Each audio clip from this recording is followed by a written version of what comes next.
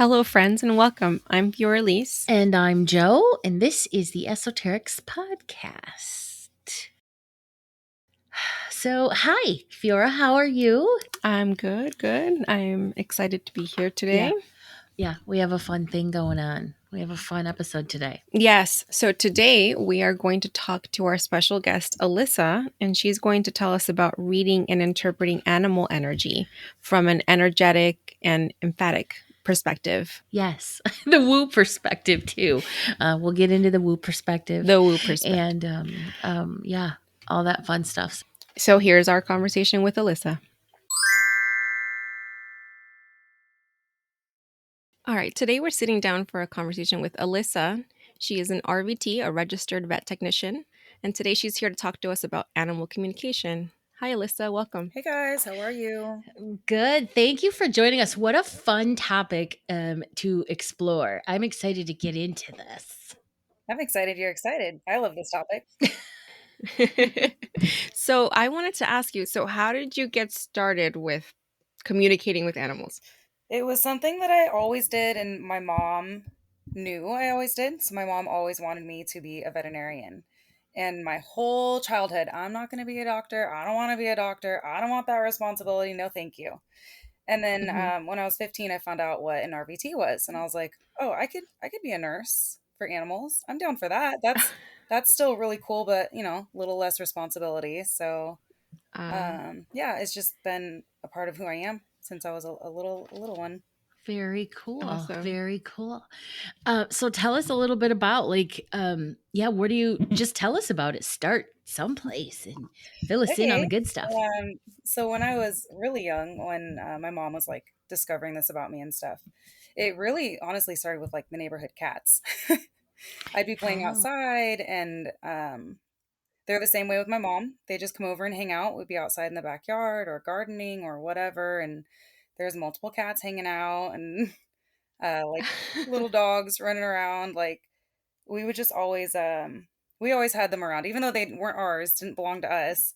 Hmm. We always took care of them and gave them food and stuff. aw, They found their Yeah, way to you. totally, totally. And anytime I'd go to somebody's house that had dogs, like best friends immediately, like I'll see you humans later. I'm hanging out with the dog. hmm, And my both of my parents have large animal backgrounds. My dad's family are dairy farmers in Wisconsin, so I spent a lot of oh, time around cattle, and they're seriously fun. They're like big dogs. They're hilarious. A lot of personality. And then my mom's family, they're horse ranchers in Washington State. So the large animals are they really are like the gentle beasts that people say. oh, yes, Mm. that's so cool. So you were like Dr. Doolittle attracting the animals. Could you Exactly. figure? Exactly. Except for the birds. Those are the ones that Mhm. we don't really hang out. Like, yeah, I have a crow story someplace that's just, yeah, the Yeah.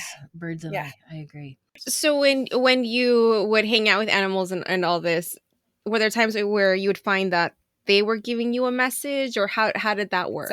Sometimes they would let me know that like they weren't well, they weren't doing good, things like that. And I think that that's Oh, ultimately what led me into what I do for a living, taking care of them in a medical setting. It's just easy for me to have that communication back and forth with them, and Uh-huh. not like a direct "this is what's wrong," but like I can figure out symptoms pretty yeah. easily for these guys. What was the energy like when they let you know?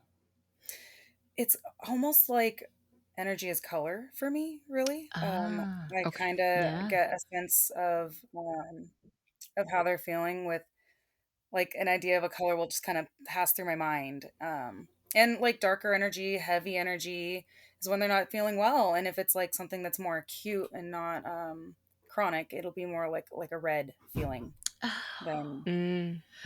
A lot of empaths see energy in color. Yeah, Hmm. very cool gift or ability. Hmm. Yeah, Very that's cool. something that I'll do with scared animals in the veterinary setting. I can kind of have you heard of kind of coating yourself in a protective energy of light Yeah, in like, general when you're around like spirits or something you don't want to be yeah, fucked with? yeah. So I Yeah. kind of do that, but Mhm. in reverse with animals. I'll kind of coat myself in this like gentle, loving, purple, shimmery light, and I'll kind of coat my surrounding area, including that animal, in it. and kind of give them that energy to share with me and like let them know like, hey, this is what I'm here for you. Like I'm just gonna give you this gentle embrace, and maybe I'm not holding you yet, maybe I'm not touching you yet, but if I reach out for you, I promise it's gonna be gentle and it's gonna be safe. Wow. Wow. Very That's cool. beautiful. That's beautiful. So you're aware, acutely aware of communicating with them energetically from the very first moment that they come into your Mhm. care. Well, and even just in my like acknowledgement of them in my areas, like if you come home from work or go into a friend's house and there's an animal there in that room, obviously you need to immediately say hello, how you doing, Mhm. what's up. Mm-hmm. And if you don't, then there's immediately a disconnect between you and that Aw. animal, and then that animal just knows that like they're nothing to you, like they that you don't see them and that they don't like matter and on an energetic level. Yeah. Yeah. Interesting. Yeah, my sister's dog's not like that. No? What? If you ignore him, if you walk into the room and fail to acknowledge him, he barks at you.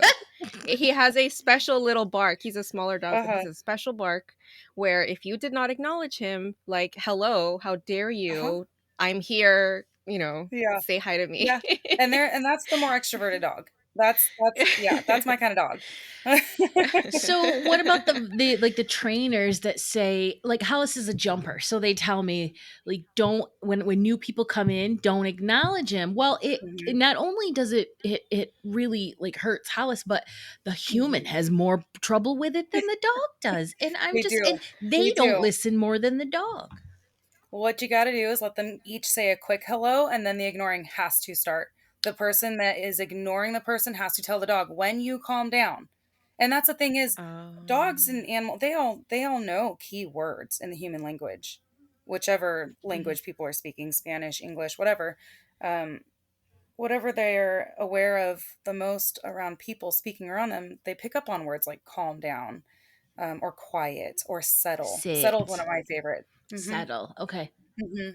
It's a Mm. gentle word. It has two syllables. It's not a fast, sharp sit. Mm-hmm. Um, I like settle. It's a Oh, gentle word, and you can I do too. you can request it from them, and if Mhm. they don't answer, then they don't get the attention. Right, and I can Huh. say that to myself too when I get Yeah, like, "Okay, yeah, Joanna, yes, settle." yes. It's almost counting to five, but you don't have to have all the patience to five. Right? Hmm. I really like that, I like that word, and that's good. So, let him come in, have the person say hello, and then settle, and then Hmm. ignore them until he Hmm. settles. Yeah, and if he Okay, never gets to we're say gonna try hello it. after that first one, well, then that's his fault. Right. He eventually turns into a big lump, but yeah. So what about cats? How are cats different maybe than Oh, they're dogs? Because I so think their different. energies are They're different. so different. I love cats. I love cats and dogs. People ask me if I'm a cat or a dog person. I literally cannot. I have one of each, and they're my kids. I love Aw. them. So cats are really special. I feel like there's even more of a range of personality in cats than there are in dogs, and most people don't know Mm. that because more dogs are extroverted than cats are extroverted. Yeah, yeah. Sure. So most people think of dogs as either extroverted or shy, and there's ranges. Hmm. There are definitely ranges in there, but in the cats there are more degrees between those contrasts, Mhm. and a lot of cats are like a one person cat or a one family cat, but then you have cats like Uh, mine who's like a little dog, and he's very social, and he enjoys going to the vet clinic to work with me and saying hi to all my coworkers and climbing from oh shoulder to my shoulder. god. Like he leapt from my chest to my doctor's chest to go to me, and like, yeah, He's like, there's "Okay, there's hey, what's really up?" there are really extroverted cats out there, but a lot of cats are just not like that. They're gentle, quiet creatures who need a lot of alone time, and that's totally fine as long as their humans like know that it's nothing personal. That's just the kind of cat you have. Mhm. Uh, And they'll come out and say hi when they want to, Mhm. and do their little activities that they like with you. I don't know if they Yeah. like chasing a string or whatever. Yeah. Yeah. yeah. Fiora, you don't have cats, do you? I No. don't. Most of us are super allergic to them, but Oh. I love cats too. Yeah. Though my best friend had a cat named Runner, and he used to sneak into my backpath. Oh. and he would try to come home with me. They're She tried to funny. be a runner. They're funny. Cats are so funny. They like to play, and they play games. Like they do. They hide and Yes. they like ambush. Uh-huh. Uh-huh. They're funny. Yeah. Love cats. Yeah. I want a cat, but I can't with Hollis. But maybe someday. I promised my kitty S- that he can be the only kitty until he passes. He hates other cats. Oh. He likes dogs, Oh. but he does not like cats. He's a Oh. little dog. Hmm. That's funny. That's sweet. So, okay, so you mentioned that sometimes you read their energy with color. Mhm. How else do you communicate, or do you pick up on communication signs that they're sending out? A lot of it is body language from the animal. Mm. Um, Uh-huh. Mm-hmm. they don't Animals don't vocally speak as much as humans. They do, of Hmm. course. Like my dog whining right now because she wants to be let in, but then she's going to cry to be let out. So she can cry. I know what she wants. I know what she's saying to me, and I'm saying no by not answering my door. That's fine. But most of the time, it's which way is their body facing? How are their shoulders hunched? um, What is their tail doing? Even a cat, if that tail is flicking or swishing, they're irritated. Something's they're not happy about. um, But uh-huh. and for a dog too, it depends on how that tail is wagging. A tail wag is not always a happy wag. Right. Um, if Right. they're Yeah. anxious, they'll have more of like an upright position to their tail, and it'll be like a faster wag. A really low, slow wag is a very content, happy dog that's just Huh. chilling, happy to be wherever it is. Mm-hmm. Yeah, so a lot of it is eye positioning too with them. If they're looking like up at you with a more hooded eye, they're still afraid. Aw. If their ears are soft and they're looking up at you, they're happy. They're happy to see you. They're ready for love. They're ready for a snack, whatever whatever you're there for. Hmm. And ear positioning on cats especially is a lot. You can tell a lot by what a cat's ears are doing, how they're feeling. Huh. Very cool body language. So what Mhm. else? What other? Are there more? Like the way that they tilt their head, because whenever Hollis is, what is he doing when he's doing that? Like back and forth, back and So forth. when It's they're doing cute. that, they're not trying to communicate anything. They're trying to understand. It's the cutest thing ever. They're like reacting to their environment and their surroundings in that moment. Every head tilt is a more like, what? What? Mm. Yes, and it's so cute too. All right, It's so so cute. so Yeah. do I just keep repeating myself? I mean, I'm not. It's usually, I'm just saying, hey, But buddy, what's going on? you're just saying hi and he's Yeah, doing that. yeah. Then yeah, you guys are It's just usually having your just own fun. dumb conversation. It's Yeah. perfect. Okay, good. So my dogs, I know I've heard that, like, supposedly when dogs do something wrong that they don't remember, Mhm. that they forget. It's not that they forget they But did it, it's that they don't know what was wrong. So then okay. so then the person gets home and they're like, "Oh my god, you peed on my couch. Why did you pee on my couch?" And then the dog is like, "Oh my god, mom's yelling at me. Why? Why is mom yelling at me? Oh my god, she sounds really mad. Holy crap, why is mom mad?" And there is no connection to I peed on the couch, mom's mad. Huh. Okay, because my dogs, I come home and I don't know what they've done. I have no idea. I just find them cowering in my bed, and they're just like shaking, and they don't do it every time I come home. They only do it when they've peed somewhere. I don't know where that somewhere is, Oh and my they're gosh, how funny. they rat themselves They out. Like, Maybe they've associated the smell of their pee in your house with your reaction. sure. Maybe. Oh, That's there's a yeah, good one that I've never thought of. Okay, that would make but like, sense. okay, now when I come home and Hollis has gotten into the garbage, which is a very rare occurrence, he knows damn well what he did. So when I'm like picking up a piece of, whatever milk carton, and I'm like, "Who did this?" He's like, he knows damn well who did it. He knows it was him. He just didn't know it was wrong. He Yeah, and now you're holding it and yelling, so now he's like, "Oh shit."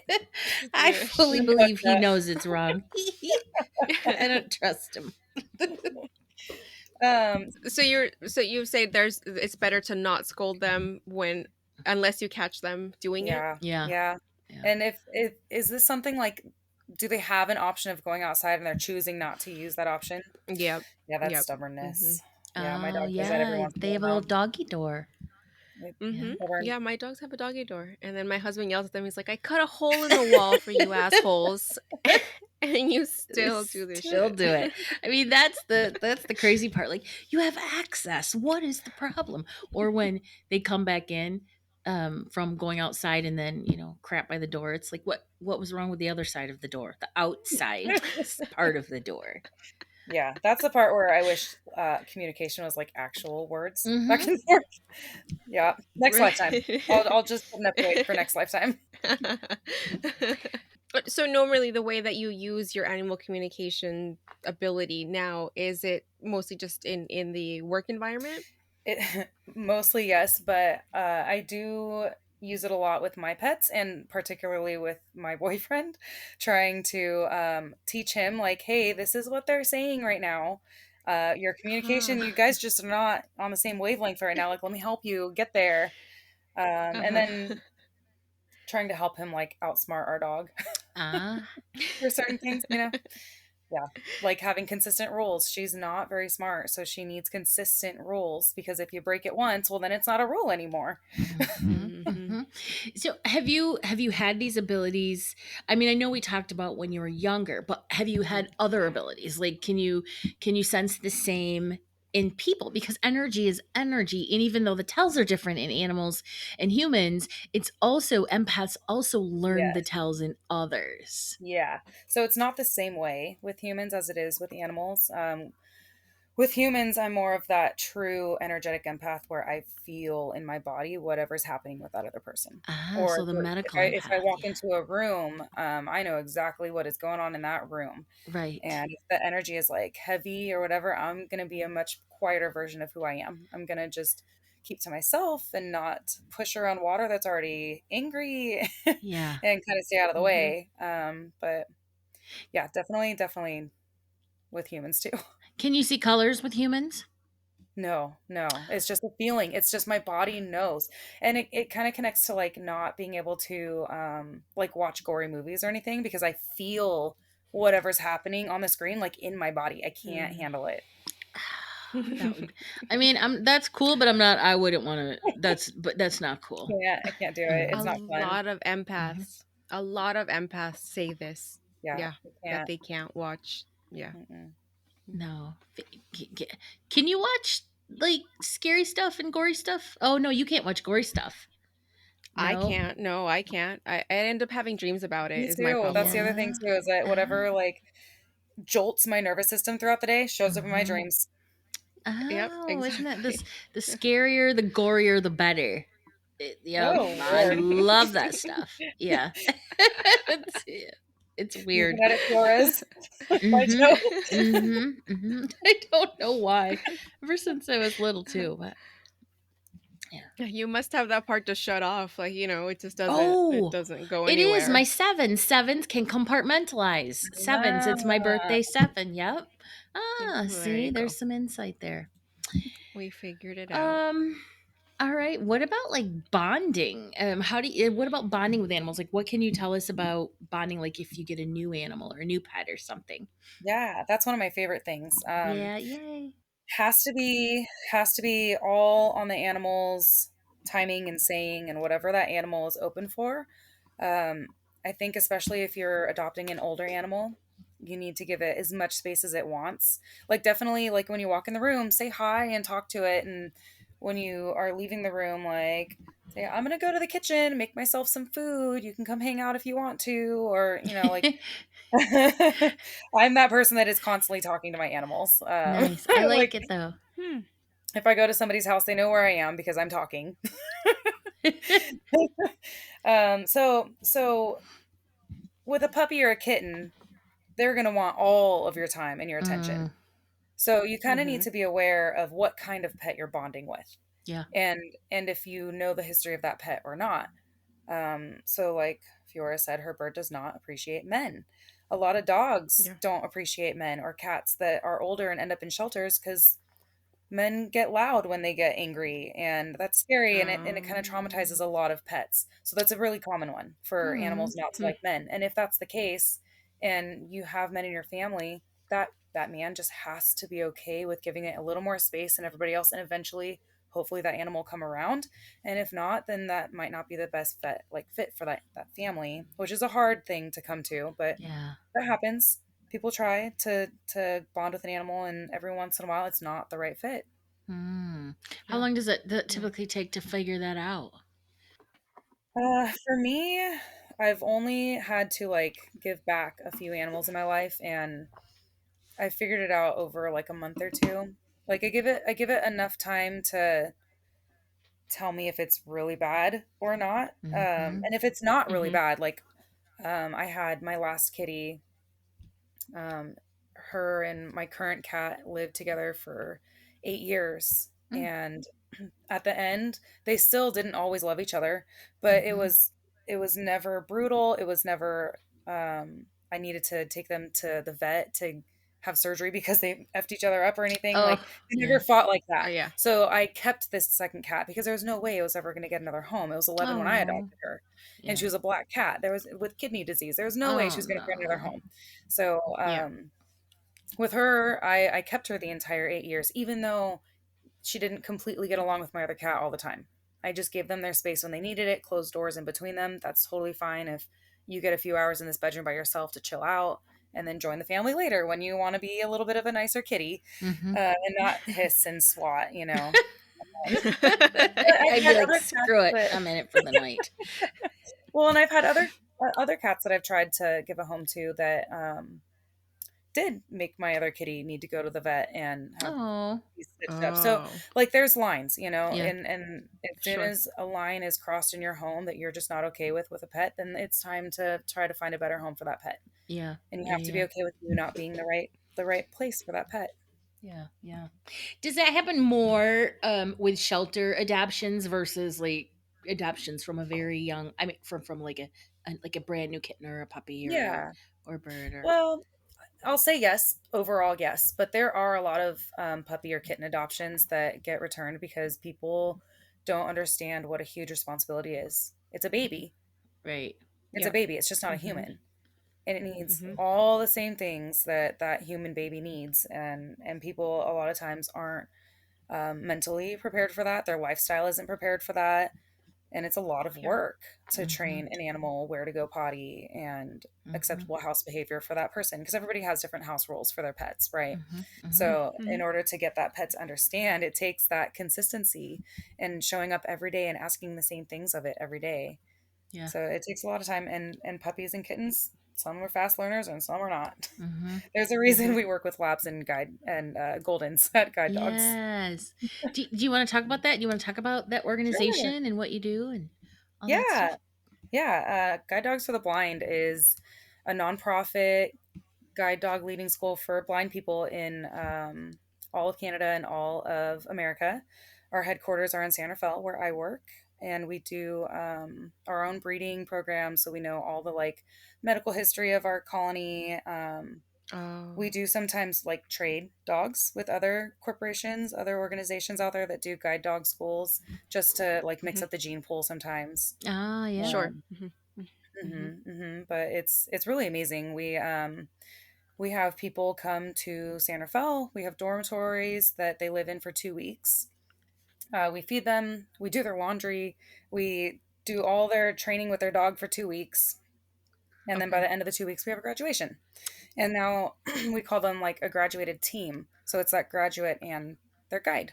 Sure. Oh. Okay. And then they have this new dog. This new dog that we pay for everything they That's need for their entire lives. that's awesome. All their That's vet bills, amazing. like we cover everything. Wow. So how long does it take to get the dog ready for that 2-week process? So we pride ourselves on training our puppies from day one. We Okay. we flip them different directions, upside down, get them used to different noises. We have them in a building called the Puppy Center with their mamas, and they have fireworks going on, doorbells, cats meowing, all kinds of noises and stuff. They have different surfaces in their little pools that they live in. Mm. When they're My big enough to be God. in their pens and not in a pool, then they have more sensory stuff going on. Oh, I Yeah, want to they get go there and play supervised. with them. It's amazing. It's amazing. So they're on campus in the puppy center until they're 6 to 8 weeks old. And then they go out into the world. Anywhere in America, we have what we call puppy raisers. People volunteer Okay. to take one of our puppies at 8 weeks old and train their basics and know the difference between when your vest is on and you're working versus not in your vest, so you can just be a pet. They have them until Oh, they're like 18 months old ish, and then they come back to campus, and we do what we call in for training IFTs. We do a physical exam, and then we sedate them so we can do full body x-rays, lab work, vaccines, nails, ears, whatever they need, everything. sure. And then we determine like which ones we're going to keep for our breeding colony, which ones we're going to keep for our training. And then if they make it into Okay. the training program, it's 4 months, I think, 4 months of training with our trainers. Okay. Okay. Hmm. So that's not actually too long. Yeah, they're about That's two and amazing. a half or so when they go to a person. Yeah. Wow. Do people have a hard Mhm. time bringing them back? I mean, they're probably obligated, but is it hard for the human to give up this dog? A lot of times they don't have to. So Oh, whenever the dog is too old to guide anymore, sometimes that person is able to adopt them. A lot of times they're not. There are a lot of visually impaired people that are living in apartments and they can't have multiple big dogs and whatnot. But a lot of times, a family member of theirs will adopt the dog, so it stays in the family, and then they get to still Oh. keep that relationship with that pet. that is so cool. Yeah, Oh. and when they're retired, we still continue to pay for all their vet care and everything. Like we take care of these dogs Wow. their whole lives. That's Hmm. Yeah, amazing. yeah, That's like a I love wonderful it. Uh-huh. organization. That's very cool. How did you find this organization? Or just you went to Uh, school and yeah. then lucked Well, into so I this? actually found out about it while I was in school. One of my very best friends, hey Cindy, she Hi, she was a Cindy. puppy raiser, and her parents were breeder custodians when we were growing up. And I've known her for about 20 years now. And she had a puppy she was raising in high school with us. So obviously, like, Oh. hi, you're one of my best friends. Right? So she eventually became what we called a CFR, a community field representative for Guide Dogs to the Blind. So she is in charge of the puppy raisers in a big part of California. So she'll like give them support and guidance and help them do a good job at what they're doing. So Hmm. she told me that, hey, San Rafael needs an RVT and it would be an awesome job. Like, only the nicest dogs in the world get to be guide dogs, and you could be a nurse for guide dogs. And I was like, oh my gosh, Wow. dude. Like, at the time, like, I really, really loved my general practice job that I had. But Hmm. what really, like, pushed me over into applying and accepting this position was it's really physically demanding to be an RVT. It's really, it's a lot of work on your body, it's a lot of stress on your body. And because I was the best with the fearful animals, I worked with all of the fearful animals and therefore had a higher rate of getting bit at work. Oh, no. Wow. No, no, So, no. yeah, so this is like it's the jackpot of RVT positions. There's no better RVT position out there than what I work. I'm extremely lucky to have my job. I work with the best dogs in the world. Like Ah, I can't complain. Oh. I just wish I lived a Yeah. little closer to San Rafael, but maybe someday. yeah, is it a long commute? Yeah, I mean, Bay Area traffic it's Oh, just yeah. horrendous. It's horrible. Yeah, Oh, all yeah, right. Manifest that. So, yeah. Manifest it. Working yeah. on it. Yeah. So you mentioned it was basically your friend. So I know you had some tips on what we can do when we maybe meet our a pet, Yeah, some our friends' pets. yeah. Well, first of all, I know we talked about the animal's body language and what they might be saying to us, but equally important is what our body language is saying to them. And a lot of Hmm. humans don't think about this like at all when they're around animals because like a lot of people just see animals on a different like level than humans. Mhm. Yeah. I don't, just because Yeah. that's where I'm at. They're my Hmm. life. They're everything to me. Well, Um, yeah, and then a lot of people don't even pick up on their own body language, just human to Right. human, let yes, alone human to dog. yes, Right. Yeah. yes, yes, yes, Or yes, Exactly. yes. So, a little bit different than body language is body positioning, and that's what everything needs to start from. The position of your okay. body is basically which way is your torso and your head facing. So Okay. if I'm meeting my friend's dog, and my friend is like, dude, this dog is a one person dog. I'm like, it's going to be wary of you. It's going to be afraid. It's going to be nervous. I'm not going to Hmm. walk into that room and directly face that animal. I'm going to make sure I have Okay. like the side of my body facing that animal at all times. And if that animal wants to like skirt by me, like go ahead. I'm just going to keep the kind of back end towards you or the side Mm-hmm. of me towards you. Your full Okay. on front can be very aggressive to a scared animal. Okay. Oh, And yeah. in human world, we're taught to look at the person you're speaking to, face the person you're speaking to because it's out of respect. In the animal world, it's not respect, it's like self-assurance. And if Hmm. that animal is afraid, you being super self-assured is saying, "Hey, I'm the predator." Without Uh. saying it, and you have no idea, and it's literally just the way your body is facing. So even like Hmm. if you're facing away from the animal that's afraid and you want to talk to it, don't turn your head to talk to it. It's going to know you're speaking to it, even if you don't like turn and face and look. Because Huh. that animal, if it's wary, all of its radar is on you, all of its attention is on you. Mm-hmm. It's Yeah. wondering what you're doing, what you're thinking, and why your shoulder just twitched when you don't even know your shoulder did that. So so once you have that figured out, let's just keep going with the theme of this animal is wary and scared. If this Hmm. animal kind of like relaxes a little bit and its shoulders drop a little bit and his ears are not quite pointed towards you in alert anymore, you can kind of start to face a little bit towards, but not fully. And what I like to do first is kind of drop down towards the ground, like bend my knees, but not my torso, so that I'm Hmm. still like upright, but I'm lower so that if they want to come down, I'm not towering over them so much anymore. Ah, yeah. And then instead of like reaching a hand towards them, just kind of put one down towards your side, whichever side Mm-hmm. that animal is closer to. Just put it down. And it's less aggressive and more of an offering. Mm-hmm. And if the animal's Got it. receptive to all of this, it won't leave. Mm-hmm. If it's Sure. uncomfortable, you might hear a growl, you might hear maybe a little yip if you really surprise them if you drop down too fast. Yeah. But Yeah. never scold an animal that's doing those things because it is communicating. It is telling you, "Hey, you're kind of crossing one of my boundaries. I'm not so sure about this. I don't feel safe." And if you take away Hmm. the voice of that animal telling you, "I don't feel safe," well, then it's just going to repress it until it bites because Mm. it's not Yeah. allowed to tell you. So now I have to react when I have no other choice. And you can Got it. take that away by giving them the option to have their voice. So you Mm. just have to let it be like the animal makes the rules whenever you're meeting an animal, especially a wary one. Uh-oh. So Okay. if it does growl a little bit, instead of scolding, just stand up. Take away Mm-hmm. that threat that you gave it, that you didn't mean to be threatening by getting down Mm-mm. a little more close to its level.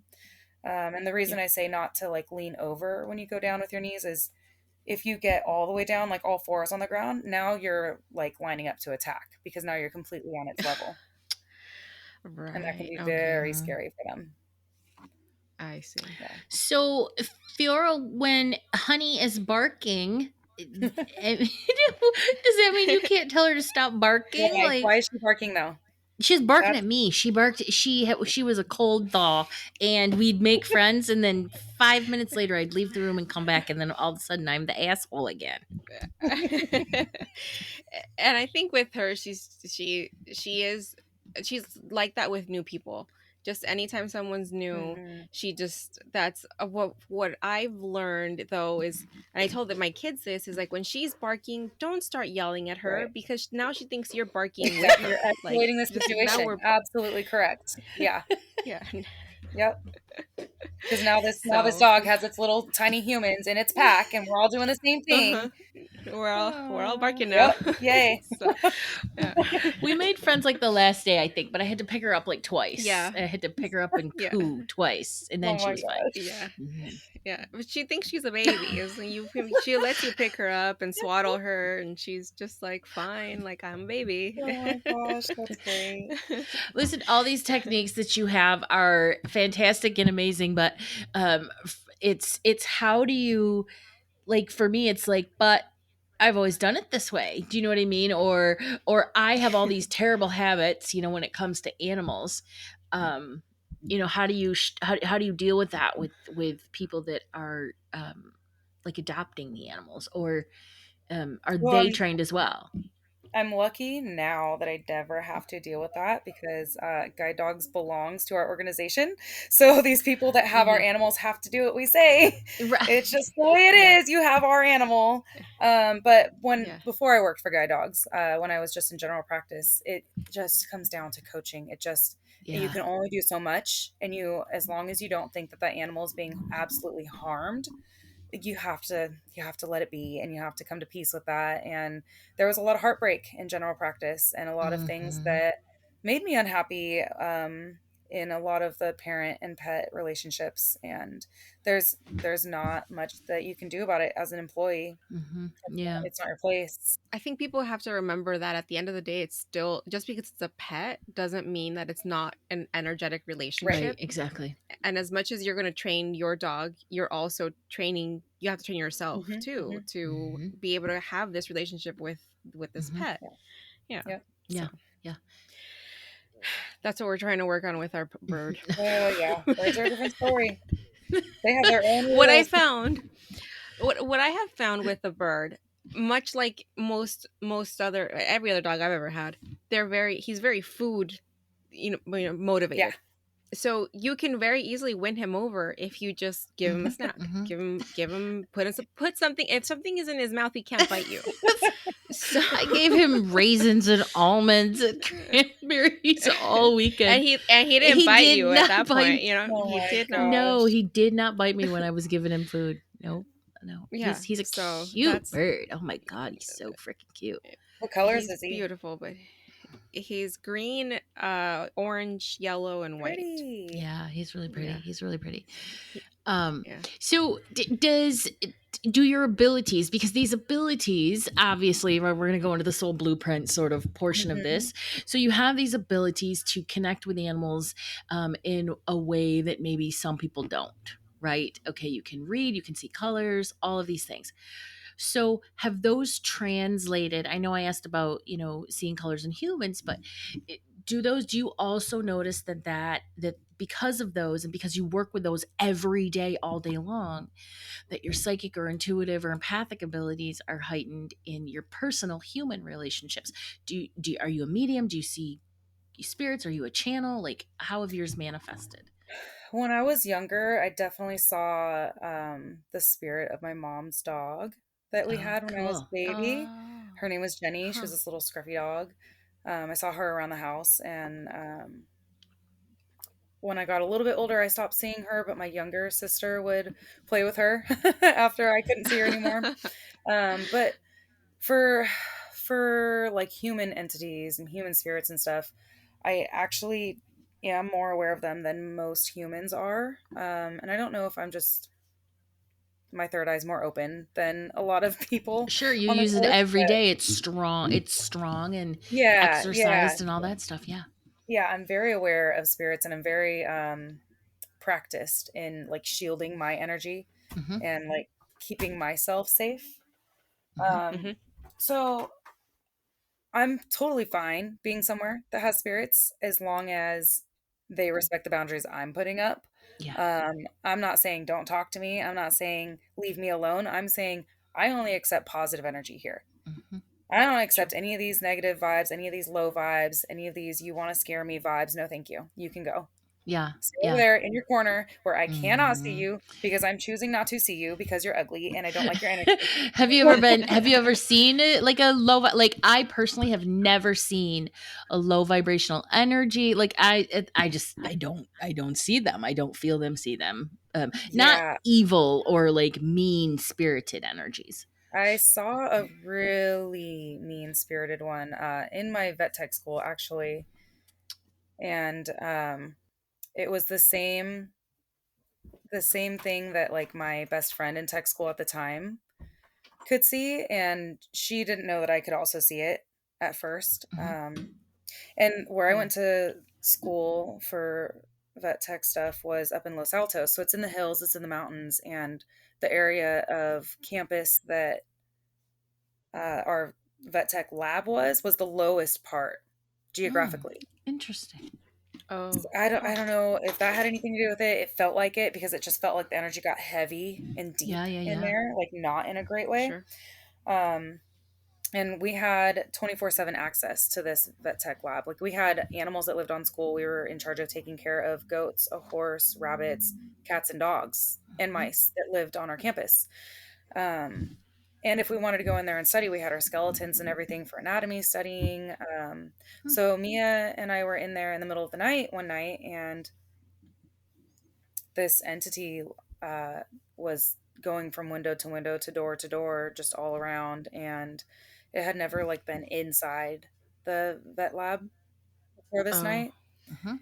It came inside this night, and Oh. it turned off all of our power, including our generator, which our generator was strong enough to keep everything going, so that if we were doing surgery, um, when the power went out, we could keep our animals safely under anesthesia and Right. continue our Yeah. surgery, so even that, it cut even that Mhm. off. And because we Wow. were in there studying, we had the cats that were living on campus out just playing in the lab. And Mhm. um, when this thing came in and everything went off, Mia and I just we ran for our lives, and we like got out of the lab, which like we knew now this spirit was in. Mhm. And we're just standing outside the lab looking in like, oh my god, our car keys are in there, our Uh-oh. school stuff is in there, like the cats were at the door like pawing to get out with Oh it. Like, oh my no. god, Oh no. it was energetically horrific. We felt so Yeah. bad leaving What do these you think poor. it was? It's this nasty, nasty spirit. And I don't like to talk about her too much because I believe in the whole giving them power thing by Mhm. talking about them. But Mhm. she was nasty.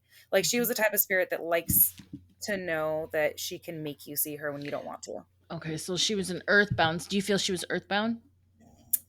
Yeah. Yeah. Either earthbound or able to even slip into lower dimensions and come back. Like Oh, that nasty. okay. Yeah. All right. Well, that's scary. That's not. That's. I don't. I would not like to use my abilities for that. Yeah. Yeah. There's a lot of practice in my protection shields that I put up Yeah. for myself. Okay. Yeah. All right. Excellent. Yay. All right. Is there anything else you want to talk about? Anything you want to cover? Anything you want to get into? You want to Um, tell people? Are you doing this? uh, Well, you're the RVT, but do you plan on doing this?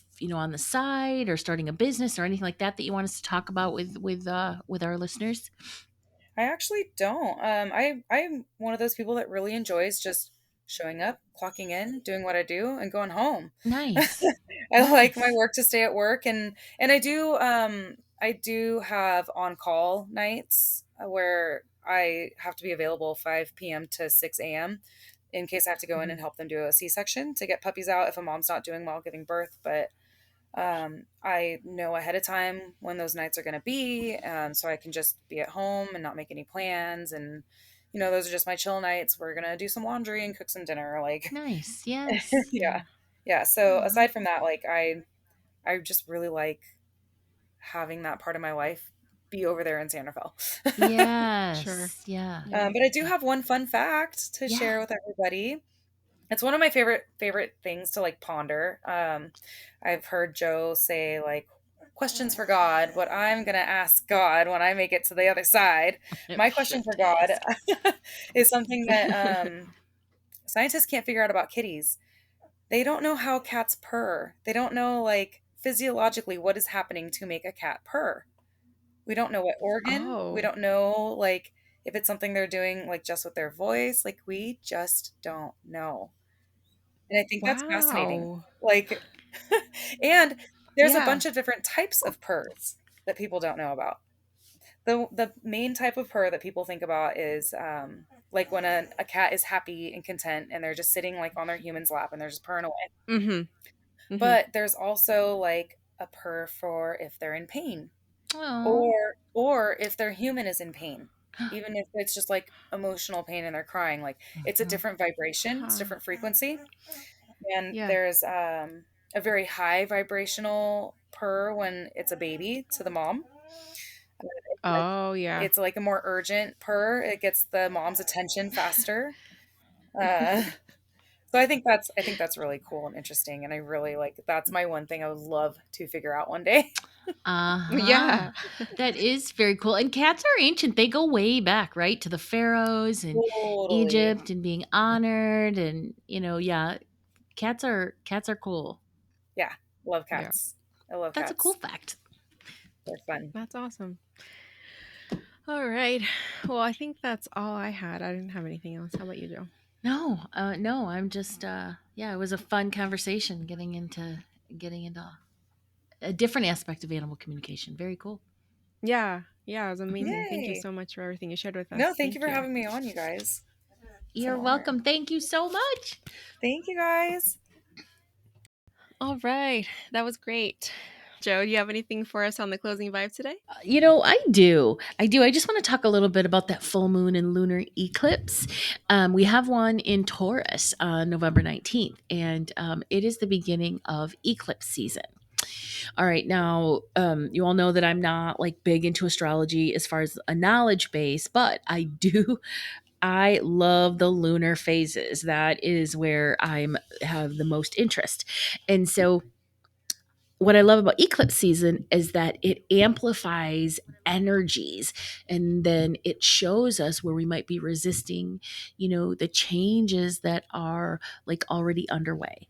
Okay. So the changes from the lunar Mhm. cycle prior, where you made intentions, and now it's time to, it's showing us like what we need to release. So the moon is cool. I just think that it's so cool how it actually works with our soul blueprint to help elevate it or slow it down or whatever. Yeah.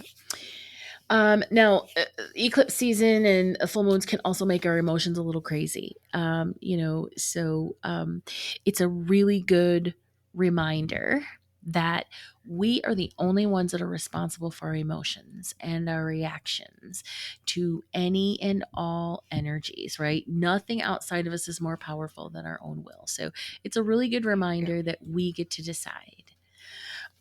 It's also this deeper invitation or an invitation to look deeper into all of the layers. So even though it shows us something, it says, oh, maybe I'm triggered by this, right? But then you Mhm. start peeling the onion, right? Doing the shadow work around it. And then that helps. And it's just the lunar energy just supports that going deeper. And, Yeah. and I'll tell you, this has come up in a lot of readings, just in the last week. And I mean a lot. Uh-huh. And because everyone is different, I urge everyone to get out your your tarot. Hey, that's a good word. I'll use that together. Hey. Get out your tarot decks, and ask your guides to help you see what you need to know, in order to travel through this lunar energy as easily as possible. Doesn't mean that they're going to take your challenges away, but it just means that you can say, okay, whatever's coming, help me experience it with ease, and grace and openness and all that stuff. So hopefully you won't resist it so hard, and it'll Yeah. just feel easier. um Yeah. and then again, this full moon energy,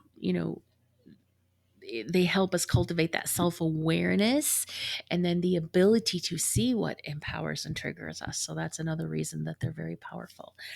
Mhm. And then, the last thing is that it sort of moves this accelerated timeline in, but it also, it's like it gives us the support, but it's in a very gracious way. The universe is like, you have to learn this lesson and it might suck a little bit, but we're going to give you everything that you need in it. So it doesn't feel as, like rough and tumble as like the last couple weeks have. Like what month was it where it just felt like we were being constantly attacked by the moon's energy? It was a couple cycles ago. Was that around Mercury retrograde? Oh, Because I think earlier. that's when most people were Yeah. complaining in early October. Yeah. I know I was struggling in late September, early October. So yeah. Yeah, that's when it Oh was. my God. Probably had an emotional breakdown. So important. But anyway, that's it. That's all I really wanted to talk about is just using this energy. There's lots of good resources and stuff out there. So Google or, check out the articles on your favorite, websites or news Mhm. sources. So And I always recommend the Sanctuary app yes, I love that one. I have it. I use it. if you yeah, if you want to see where the eclipse will hit and in your birth chart, that's a good place to start. It's a good app to have when people ask you, like, "Hey, what are your placements?" And you're like, "Oh, I don't know." Just all you need is your birthday and your birth time, and it'll calculate everything for you. It is a fun app, and it gives you other things too. What else can you get on there? Like it gives you like 3 or 4 things you can just immediately. Oh, as far as your horoscope, yeah, because it gives you your regular, like your sun sign. It gives you your rising sign, Yeah. and you can also get a tarot card for the day, and then it'll give you, like, news based off of the placements of the stars. And this is not an ad, but if Sanctuary wants to pay us, we're And, here. and we'll talk the shit up about your ad or your app. It is a cool app though, guys. It is. It really is. All right, guys. Well, if oh, do you want to close it? You'd start with that one. Okay. Okay. You can find us on all the socials under Esoterics Podcast, and be sure to join our Facebook community, the Esoterics Group, where you'll hear firsthand about our services and events and courses, as well as getting intuitive development tips and card pulls and free meditations and all sorts of really cool stuff. Yeah. And if you enjoyed today's episode, please share with a friend. It would mean the world to us. If you haven't done so already, please go give us a star rating and a short little review on Apple Podcasts. That really helps us a lot. Sharing our podcast, whether it's through Facebook or Insta, it can be as simple as just sharing a screenshot in your stories. And please don't forget to tag Right. us. We love those tags. They're fun. Yes. Thank you for sharing space with us today. Stay mystical, magical, and ready to do it again after the Thanksgiving holiday in 2 weeks. We're going to take a week off Yeah. when we'll be talking about everyday magic. Perfect. All right, guys. Bye. Bye. See you later.